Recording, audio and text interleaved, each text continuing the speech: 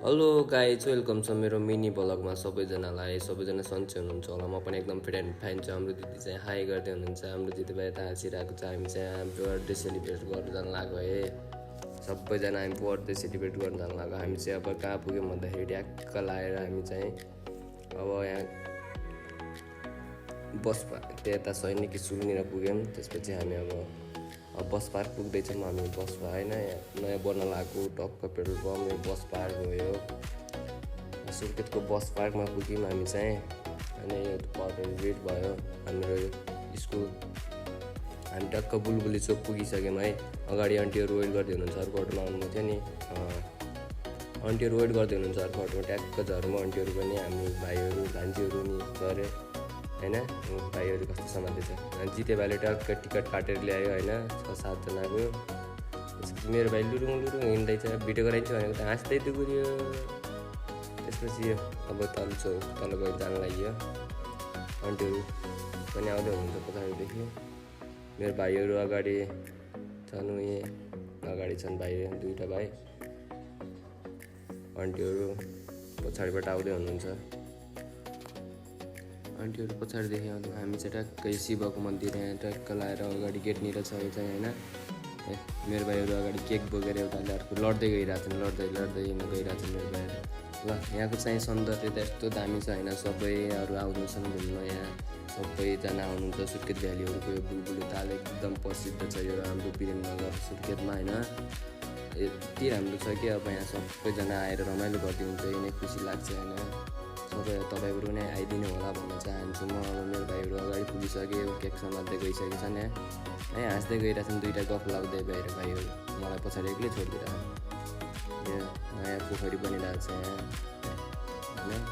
नयाँ पोखरी बनिरहेको छ, पानी पनि छ यहाँ नयाँ। यस्तो यो भाँडाकुँडी ल्याएर हाम्रो टक्क दिदीहरू आन्टीहरू सबै आइसक्नु भएको छ। दिदीहरू म पनि पछाडि हिँडिरहेको छु बल्ल बनाउँदै। पारामा छु आफ्नै होइन। ल म त यसो घुम्न निस्किदिएको यतातिर, यसो लेकतिर कस्तो रहेछ भनेर।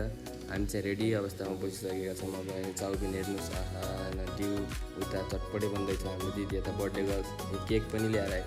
अब हामी केक खोल्दैछौँ है। ल सरप्राइज, ह्याप्पी बर्थडे छोरी अरे आन्टीले दिएको गिफ्ट केक दिदीलाई। ल सबै टक्कै फिल्ममा बसेर दिदी चटपटे बनाउँदै ल बर्थडे सेलिब्रेट, ह्याप्पी बर्थडे है गाइस। हेर्नु न मेरो भाइ पछाडि कसरी नाच्दैछ।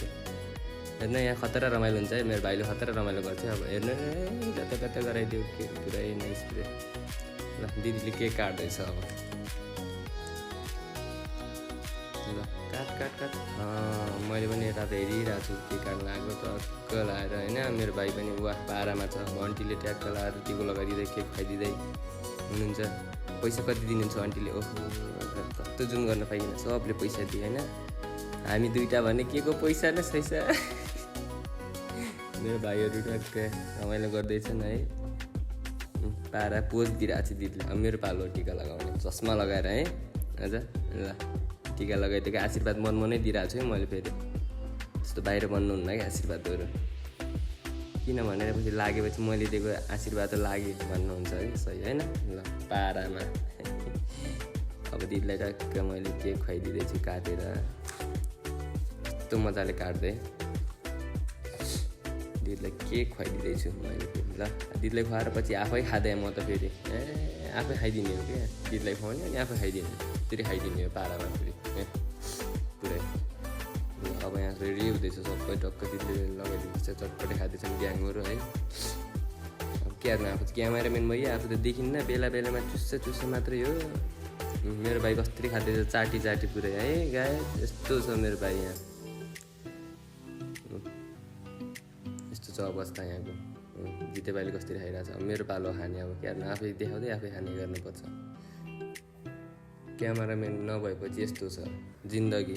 देख्नुभयो गाइज सबैजनाले। हेर्नु कसरी खाइरहेको छ। मेरो भाइले नि यस्तरी खाँदैछ पुरै पारामा छ मेरो भाइ फेरि। यस्तरी खाँदैछ होइन। हेर्नु कसरी खाँदैछ। ओहो दिदी मेरो यस्तरी खानु भएको छ। डिउको पालो आयो नि, पिरो भयो चटपटी खाएर त डिउ खानु पऱ्यो।